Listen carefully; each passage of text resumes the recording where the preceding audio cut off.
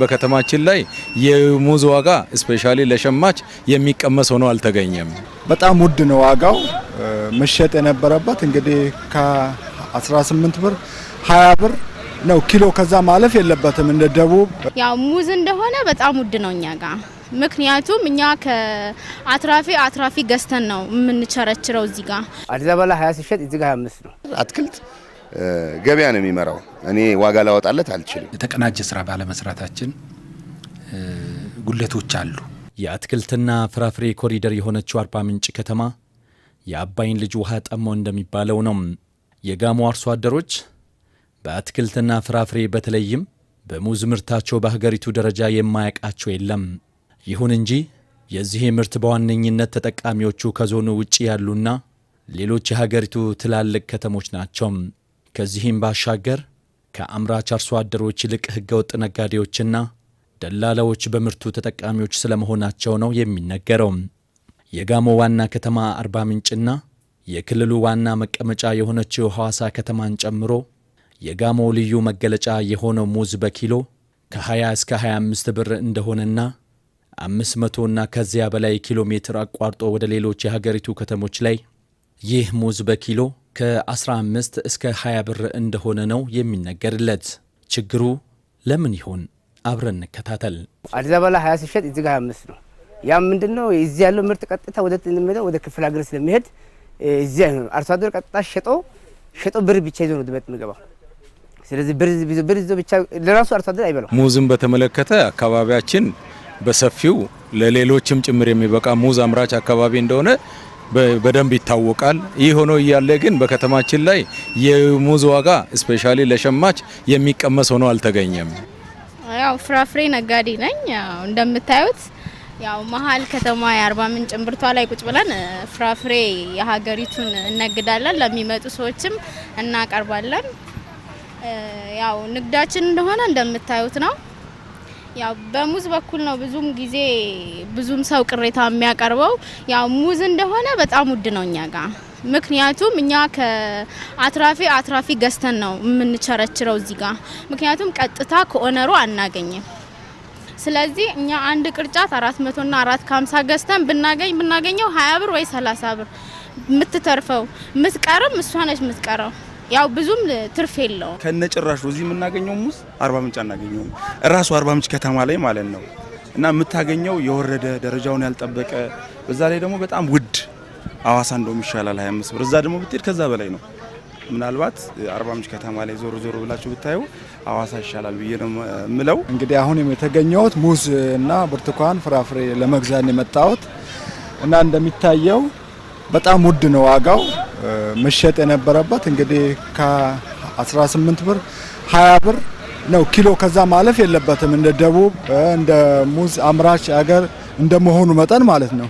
እዚህ ግን 25 ብር ነው ኪሎ እየገዛን ያለ ነው። አንዳንድ ጊዜ እንደውም በጣም ትራንስፖርት ተወደደ፣ የተለያዩ ነገሮች ተጨመሩ እያሉ ህዝብ እኛ ላይ በጣም እየተጨመረ ስለሆነ እየተጎዳን ነው። ዋጋ የጨመረው ከነጋዴዎች ጋር ነው። አሁን ከነጋዴዎች እኛ እንገዛለን 50 ኪሎ ነው ማመጡልን። ባይዘው መዝነን አንወስድም። 50 ኪሎ ያመጣል 50 ኪሎ እንላለን። እኛ መቀበል ነው። የተበላሸው በራሳችን ነው። ለነሱ ምን እንሰጠው የ50 ኪሎ አስበን ነው የምንሰጠው። አሁን 50 ኪሎ እኛ በስንት ሂሳብ ነው? ወደ 18 ብር ሂሳብ ነው። እዚህ አሁን እኛ ሁሌም ስንገዛ 20 ብር ነው የምንጠቀመው። 20 ብር ነው የምንገዛው። ሙዝም መርጠን የምንፈልገውን አይነት ሙዝ ነው የምንወስደው። ለነጋዴ ግን እኛ አርባ ምንጭም ስንሄድ ሙዝ ገዝተን እንበላለን፣ ሐዋሳም እንበላለን። ዞሮ አንደኛ የሐዋሳ የገበያው ሁኔታ የራሱ ዞኑ ራሱ ሊከታተል የሚችለው በስንት ገዙ በስንት ሸጡ የሚለውን መቆጣጠር ያለበት እሱ ነው። ሁለተኛ እንደኛ ትንሽ የኛ የተሻለ አንድ አይነት አበሳሰል ዘዴ ስላለን እነሱ ወደ እነዛ ነገር ስላልገቡ ይሆናል ብዙ የሚበላሽ ነገር ስላለባቸው ዋጋውን ጨምረው ሊሸጡ ይችላሉ። ካልሆነ በስተቀር አትክልት ገበያ ነው የሚመራው። እኔ ዋጋ ላወጣለት አልችልም። የሐዋሳ ከተማ ለየት የሚያደርገው አቅርቦቱ ያነሰ ነው፣ ፍላጎቱ ብዙ ነው። ስለዚህ አቅርቦት ሲያንስ ደግሞ የዋጋ ከፍ ማለት ግድ ነው። አንድ እሱ ነው። ሁለተኛ አቅርቦቱ ማነስ ከነጋዴዎቹም ቁጥር ጋራ ግንኙነት አለው። ስለዚህ በተወሰነ ጊዜ ውስጥ ባደረግኩት ጥናት አነስተኛ የሆነ የነጋዴ ክምችት ሙዝን ወደዚህ አምጥቶ የሚሸጥ የነጋዴ ክምችት አለ ሀዋሳ ከተማ ላይ ማለት ነው። ስለዚህ እሱም አንድ ነገር ነው። ሁለተኛው ደግሞ እንዳልኳቸው አሁንም ምርት የለም፣ ኢንፎርሜሽን፣ ዋናው ኢንፎርሜሽን ነው። የመረጃ ስርጭቱ ከአምራች ከተማ እና ኮንሱመሮቹ ካሉበት ከተሞች ላይ ስናይ በጣም ክፍተት አለ እና ነጋዴዎቹን ወይም ደግሞ እነዚህ ቸርቻሪ ሰዎችን ለመጠየቅ ሙከራ አድርጌያለሁ። እሱን ስናይ የሆነው ምንድነው ምርት የለም። እነሱማ እዛ ጋር ሲሉ የነበረው እንግዲህ ተቀባይ የለንም፣ ዝም ብለን ወርውረን ነው የምንመጣው አይነት ነገር ነው። አትክልት ተራም እንደዛ አይነት ምላሽ አጋጥሞናል እኛና እዚህ ግን ያለው ፍላጎት አለ፣ ግን ምርት የለንም ተብሎ አንድ ሳጥን 800 ብር ነው የምንገዛው። 800 ብር ያን ደግሞ እነሱ ቸርቻሪው እንዲያተርፈው አድርገው ነው። በዚህ መሀል ተጎጂው እንግዲህ ተጠቃሚው ነው የሚሆነው፣ ሸማቹ ነው የሚሆነው። እነዚህ ነገሮች ለምን ተፈጠሩ ብለን ስናይ እንደኛ ወረዳ ወይም ምርቱ በእርግጥ ያለው እኛ ጋር ነው፣ እኛ ጋር አለ። ከተማው የሚጠቀመው ከዙሪያ ወረዳ ነው። ከዙሪያ ካሉ ከአጎራባሽ ቀበሌያት እየገዛ ነው የሚጠቀመውና አብዛኛው የዋጋ ንረቱ እኛ ጋር ሊጨምር የቻለው ምንድነው? ከአምራቹ አርሶ አደር ነጋዴው ይገዛና ወደ ማዕከላዊ ገበያ ከሚጫነው ተረፈ ምርቱን ነው ወደዚህ የሚያስገባውና በውድ ዋጋ በችርቻሮ ስለሚሆን የሚገዙት ውድ ዋጋ ነው። የቤት ጥያቄ ነው፣ የሁላችን ጥያቄ፣ ሁሉ ጊዜ ጥያቄ ሆኗል ለዚህ ስራ ሂደት ትልቁ። ምክንያቱም ህብረተሰቡ ሁሌ የሚያነሳው ጥያቄ ነውና ይህን ደግሞ ምላሽ መስጠት ማለት የስራ ሂደት በተለይ በንግድና ገበያ ልማት ያለ ስራ ሂደት ይህን ምላሽ መስጠት አለበት ከሚል አኳያ ቅድም እንዳልኩ የሶስቱም የመለከታቸው ባለድርሻ አካላት አሉ። የነዛ ሁሉ የጋራ ስራ ያስፈልጋል። የአምራቹም በጋራው ነው። አሁን የኛ መስሪያ ቤትን ሌሎች አመራር አካላትን ማህበራትም ጭምር በጋራ ብንቀናጅ ይህንን መልሳ የምንነግራለን። እነዚህ ከግል ከሚሸጡ ቸርቻሪዎች በተሻለ ሁኔታ ለምሳሌ 25 ብር ነው ግል ቸርቻሪዎች፣ እነዚያ በ18 ብር ይሸጣሉ። የ7 ብር ልዩነት ነበረው። ግን እንደ ሀዋሳ ከተማ ከዚህ ከምርት ከሚወጣበት ክልልም ከመሆኑ ጋር ተያይዞ ከአዲስ አበባ ጋር ያያይዘን ስናይ መሰራት ያሉባቸው ስራዎች አሉ። እሱን መነሻ ያደረገ እንቅስቃሴ አሁን ማድረግ ጀምረናል። ብዙ ማህበራትን ወይም ዩኒየኖችን ወደ ሀዋሳ እንዲገቡ ጥሪ አድርገናል፣ ግን አልመጡም እስካሁን። ቅድም እንዳልኩ ህብረት ስራ ማህበሩ 18 ብር ነው የሚያቀርበው፣ ነጋዴው ደግሞ 25 ብር ነው የሚያቀርበው። ስለዚህ ቅድም ያልኩ እዚች ጋር ልዩነቱ ምንድነው? ህብረት ስራ ማህበሩ እስኮን ድረስ መሰረት የሚያደርገው አገልግሎት መስጠትን ነው። ሁለተኛ ደግሞ ገበያ ማረጋጋትን ነው። ያለ ነጋዴው ደግሞ ያው በራሱ ያችን የሚያመጣትን መሰረት አድርጎ ያው ገበያ ላይ ያወጣል። እነዚህ ልዩነቶች ናቸው። እኛ በመሰረቱ እንደ ህብረት ስራ ማህበርም ከነጋዴው ዋጋ ባነሰ ዋጋ ነው ምርቶቻችን ያው መሸጥ ያለበት። ይሄን ነው ምክንያቱም አንደኛው መሰረት አድርገን የምንሸጠው ገበያ ማረጋጋቱ ስራ ስለሆነ። በተለይ ሙዝ በአገራችን ጭምር ዋነኛው ምንጭ የኛው ክልል ነው። የኛው ክልል ሆኖ ግን የተጠናከረ ስራ የተቀናጀ ስራ ባለመስራታችን ጉለቶች አሉ። ከሌሎች ምርት ይለያል። ሌሎች ምርቶች የምርት እጥረት ያለበት አጋጣሚ አለ። የሙዝ ግን እስካሁን በሆነ ጊዜ የተወሰነ እጥረት አጋጥሟል እንጂ 2 አመት ይመስለኛል የዛሬ። ከዛ በተረፈ ምርቱ አለ። ይህ ምርቱ እያለ በሀገሪቱ በሙሉ ይሰራጫል። የሚሸጥበትም ሁኔታ የተለያየ መረጃውን ወስደናል። በጣም የተዘበራረቀ ነገር ነው። ከዚህ ባህር ዳር ላይ ሄዶ 20 ብር የሚሸጥበት እድል አይተናል። አዲስ አበባ ባህር ደብረ ብርሃንም በተመሳሳይ መንገድ 18 ብር የሚሸጥበት ሁኔታ አለ። ሀዋሳ ላይ ስንመጣ ግን 25 ብር የሚሸጥበት ሁኔታ አለ። አርሶ አደሩ በማሳው 1 ኪሎ ሙዝን ለነጋዴው በምን ያክል ብር እንደሚሸጥ ስንጠይቀው እውነታው ይህን ያህል ዋጋ ነው ይለናል። በአሁኑ ሰዓት አሁን 6 ብር ነው እኛ ጋር። አሁን 1 ኪሎ 6 ብር ነው። 100 ኪሎ 620 ነው። 600 ብር ነው። አሁን በሳምንቱ በፊት 5 ብር ነበር። አሁን ያ ነው ከመስከረም ጀምሮ 5 ብር ውስጥ ነበር የቆየው። አሁን በሳምንቱ ውስጥ ነው 6 ብር የገባው። ነጋዴው ይህን ሙዝ ወደ ማዕከላዊ ገበያ ሲያቀርብ በተለይም ሙቀት ቤት ገብቶ የወጣውን ሙዝ ለአከፋፋዮችና ለቸርቻሪ ነጋዴዎች ሲያስረክቡ በዚህን ያህል ዋጋ እንደሆነ ነው የሚናገሩት። እኛ ስንጀምር አላማችን ለብዙ ትርፍ ሳይሆን እኛንም እያኖረ ከህብረተሰቡን ተጠቃሚ ለማድረግ ነው። እኛ በትንሽ ትርፍ በቃ ለህብረተሰቡ መጠቀምና ያው በ18 እኛ በትክክል በቃ ተሽጦ ካልተበላሸን በስተቀር ተሽጦ ካለቀ ይበቃናል፣ በቂ ነው። እኛ የምናስረክበው በ6 ብር ገዝተን በ6 ከ60 ነው የምናስረክበው። እኛ በራሳችን ደግሞ ያ ነጋዴው ወስዶ ሴንት ወደዛ እንደሚያስረክብ እነሱ ነው የሚያውቀው። አዋሳ ላይ በእርግጥም በግለሰብ እጅ የሚንቀሳቀሱት 25 ነው የሚሸጠው። እኛ አሁን አዋሳ ከገባን ትንሽ ቆይቷል። አንድ 5 ዓመት አዋሳ ላይ ገፍተን እየሰራን ነው። ገበያ ማረጋጋቱንም በጣም በተሳካ እኛ አሁንም ላይ ማለት ነው 17 ብር ነው የሚሸጠው። እስካሁን ድረስ ከፍ ብሏል ተብሎ የኛ 18 ነበር። ያው ህብረተሰቡ ወደ አላሙራ አካባቢ አለ፣ እዚህ አሮጌ ገበያ ፊት ለፊት አለ እና አዲሱ ገበያም ላይ ትንሽ የተሰጠ ቦታ አለ። እዛ እየሸጠን ነው ያለ ነው።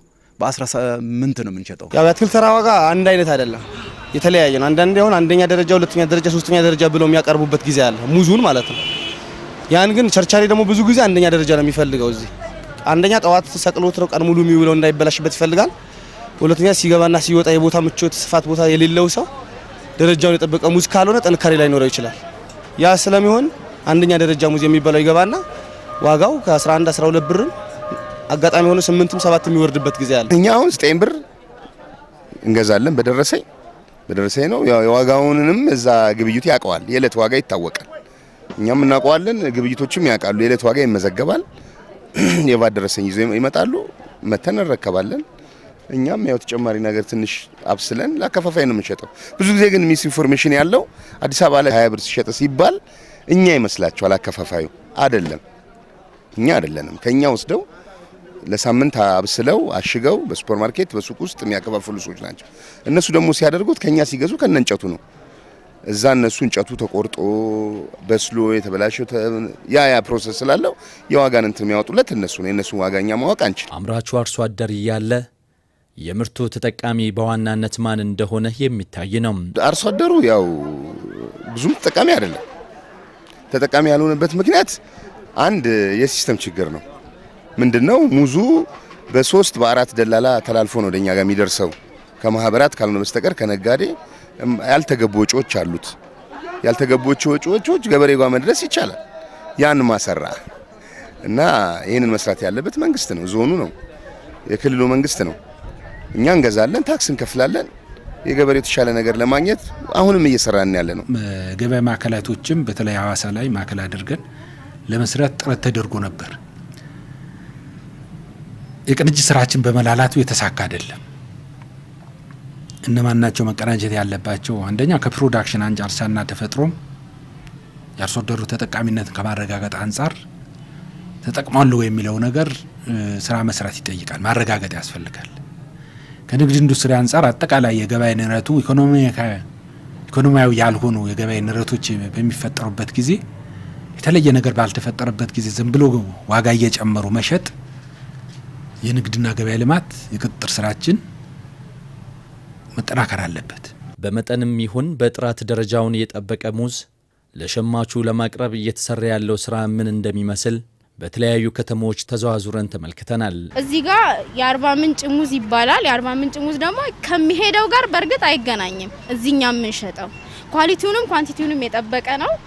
ያው ከሌላ ቦታ መጥቶ የሚገዛው ዋጋውም አንድ እንደሆነ እያወቀ ሙዙ በጣም ስለሚያምር ውፍረቱ፣ ውበቱ ያ ነገር ማርኳቸው ነው ከዚህ ይዘው የሚሄዱት።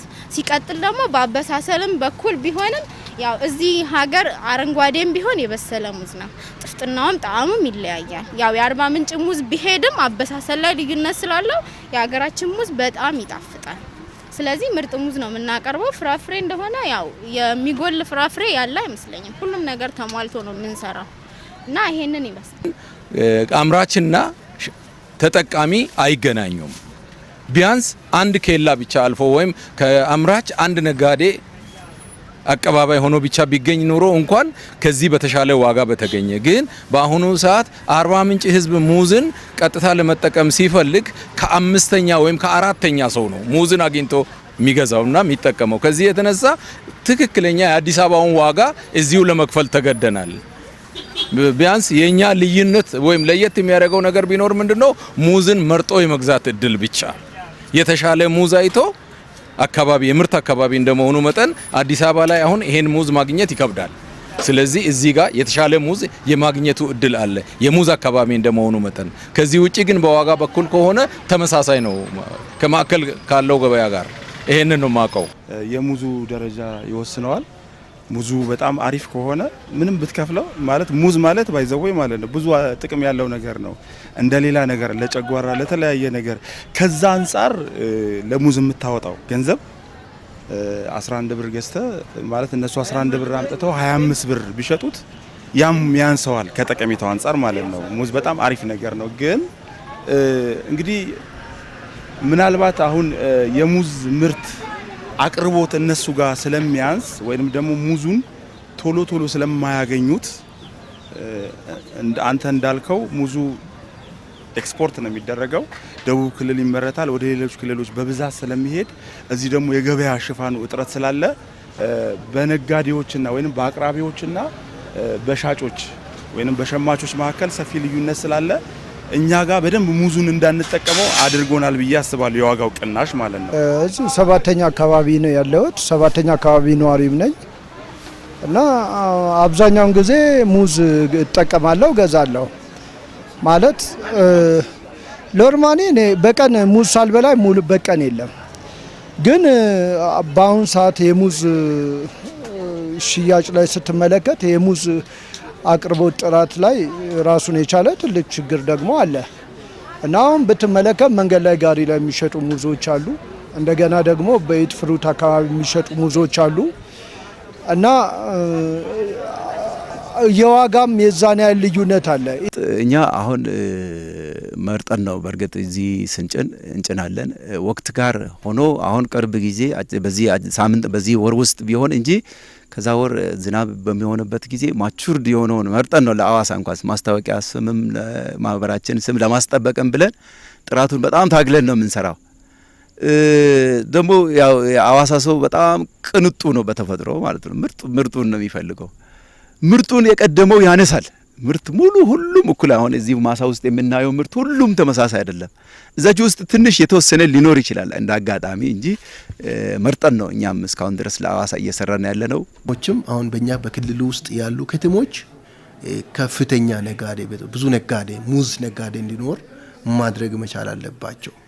ያን ካለ በጥቃቅንና አነስተኛ የሚደራጁ ወጣቶችም በዚህ ዘርፍ ላይ እንዲሳተፉ ማድረግ ያስፈልጋል። አንዳንዴ ነጋዴ ያስፈራራል።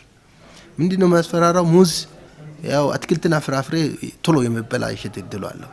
አያያዝን ይጠይቃል። ማቀዝቀዣ ቦታዎች እንዲኖሩት ይፈለጋል። ከዚህ መሰረተ ልማቶች ስለማይሟሉ ቶሎ ስለሚበላሽ ይህን ያክል ከሰርኩ የሚለው ነገር በዚህ ኪሳራ ላይ ማካካስ ነው ይህን ያክል የሚሸጠው የሚልም ተገቢ ያልሆነ ምክንያቶችም ጭምር የሚቀርቡበት ሁኔታ አለና በአጠቃላይ ስናየው ብዙ ችግሮች ነው ያሉት። ከዩኔኑ ጋር በቀጣይነት መስራት ያለብን ብለን የምንሰራው ነገር አንደኛው ጥራት ያለው ምርት ማቅረብ የህብረት ስራ ማህበራት አንዱ መገለጫው እሴት ነው። ሌላ ነገር ያልተከለሰበት ጥራት ያለው ተወዳጅ የሆነ ቅድም እንዳልኩ አንደኛ ገበያ ማረጋጋት፣ ሁለተኛ አገልግሎት መስጠት እስከሆነ ድረስ ጥራት ያለው ምርት መቅረብ አለበት ነው እያልን ያለነው። እዚች ጋር ችግሮች አሉ።